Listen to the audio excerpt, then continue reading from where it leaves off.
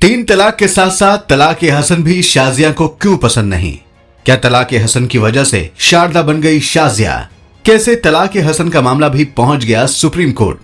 दोस्तों, तलाक ए हसन इस्लाम में तलाक देने की वो प्रक्रिया है जिसमें शौहर अपनी बीवी को 3 महीने में हर महीने एक बार तलाक कहकर निकाह तोड़ सकता है। लेकिन ये 3 तलाक से अलग है, जिसे सुप्रीम कोर्ट ने 2017 में असंवैधानिक घोषित करते हुए 3 साल की सजा का प्रावधान दिया था। मगर अब तलाक ए हसन का मामला भी सुप्रीम कोर्ट पहुंच गया है और कोर्ट तलाक ए हसन की वैधता की जांच कर रही है। तलाक ए हसन से पीड़ित मुस्लिम महिलाएं मामले को लेकर सुप्रीम कोर्ट पहुंची हैं। वीडियो में इस मामले की डिटेल में जानकारी देंगे, साथ ही आपको ये भी बताएंगे कि क्या तलाक ए हसन की वजह से दो शाजिया शारदा बन गयी। बस आप देखते रहिए द कर्मा। दोस्तों, लाइव लॉ की एक रिपोर्ट के मुताबिक सुप्रीम कोर्ट में तलाक ए हसन के मामले में दाखिल की गई 9 याचिकाओं पर सुनवाई शुरू हो गई है। कोर्ट ने मामले में 3 राष्ट्रीय आयोगों से जवाब मांगा है, जिसमें मानवाधिकार आयोग यानी NHRC, राष्ट्रीय महिला आयोग यानी NCW और राष्ट्रीय बाल अधिकार संरक्षण आयोग NCPCR शामिल है। सुप्रीम कोर्ट ने आयोगों को इस्लाम की प्रमाणित पुस्तकों और मजहबी किताबों समेत अन्य किसी भी सामग्री से तर्क प्रस्तुत करने की अनुमति भी दी है। कोर्ट ने आयोगों को 4 महीने का समय भी दिया है।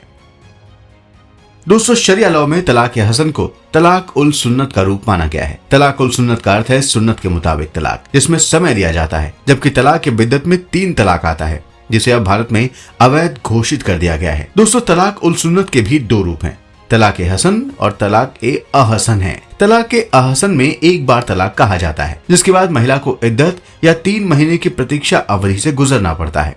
इस अवधि के दौरान तलाक रद्द किया जा सकता है और इस अवधि के दौरान तलाक को रद्द न करने पर तलाक हो जाता है।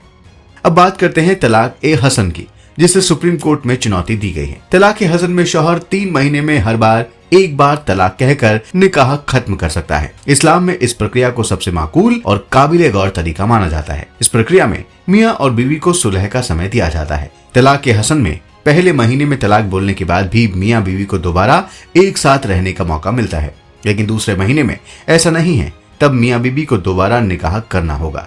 वहीं तीसरे महीने के तीसरे तलाक के बाद हलाला लागू हो जाएगा। इसके तहत औरत को नए शख्स के साथ निकाह कर संबंध बनाने होंगे, फिर उसे तलाक देकर अपने पहले शौहर से निकाह किया जा सकता है।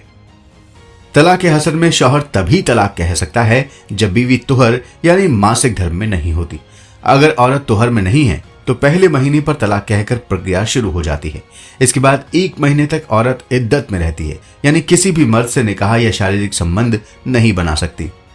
1 महीने के इंतजार पर शौहर अगला तलाक तभी दे सकता है जब औरत हैज यानी मासिक धर्म में नहीं है। इस 1 महीने के बीच अगर सुलह हो जाती है तो तलाक की प्रक्रिया रुक जाती है। अगर ऐसा नहीं होता तो तीसरे महीने के हैज में तलाक को दोहराया जाता है। तीसरी बार तलाक कहने पर तलाक ए हसन की प्रक्रिया पूरी होने के साथ निकाह खत्म हो जाता है।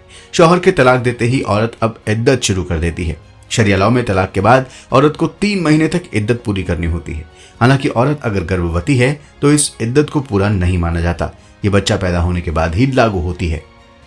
दोस्तों, सुप्रीम कोर्ट में तलाक ए हसन से संबंधित सभी दायर याचिकाओं में मुख्य याचिका गाजियाबाद की पत्रकार बेनजीर हिना की है, जिनके शौहर ने इस प्रक्रिया के तहत उन्हें तलाक दे दिया था।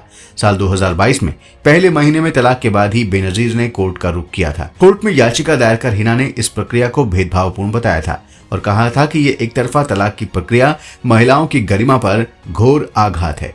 ये महिलाओं के अधिकार को कमजोर करती है। उन्होंने कोर्ट से मांग की थी कि यह संविधान के अनुच्छेद 14, 15, 21 और 25 का उल्लंघन है, इसलिए इसे असंवैधानिक घोषित किया जाए।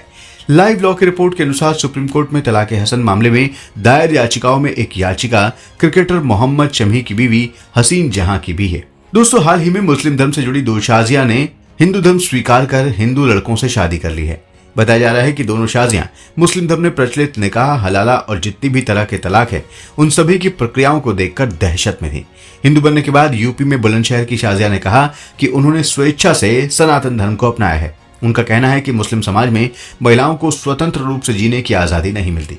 उन्होंने कहा कि अब मुझे आजादी का एहसास हो रहा है। सनातन धर्म अपनाने के बाद मन शांत है। शाजिया ने गाजियाबाद के अरुण के साथ खुर्जा के आर्य समाज मंदिर में 7 फेरे ले लिए। उधर MP के खंडवा की शाजिया भी उन्हीं कारणों से सनातन धर्म अपनाकर शारदा बन गई, जिन कारणों से बुलंदशहर की शाजिया हिंदू बनी थी। MP की शाजिया ने महादेवगढ़ मंदिर में मयूर के साथ हिंदू रीति रिवाज से विवाह कर लिया। दोस्तों, हाल ही में ऐसी कई मिसाल सामने आई हैं जिसमें मुस्लिम धर्म की महिलाओं ने निकाह, हलाला और तलाक की दहशत भरी प्रक्रियाओं से डरकर सनातन धर्म को अपना लिया है। तलाक पीड़ित कई मुस्लिम महिलाओं ने कोर्ट का भी दरवाजा खटखटाया है। सरकार के प्रयासों से 3 तलाक तो अवैध घोषित हो चुका है, लेकिन अब तलाक हसन का मामला भी सुप्रीम कोर्ट पहुंच गया है। दोस्तों, मुस्लिम धर्म में निकाह, हलाला और तलाक की जो भी प्रक्रियाएं हैं और उनमें जो भी जटिलताएं हैं, उन्हें लेकर आप क्या सोचते हैं? क्या वास्तव में इन सब चीजों से मुस्लिम महिलाएं परेशान हैं? कमेंट बॉक्स में जरूर बताएं।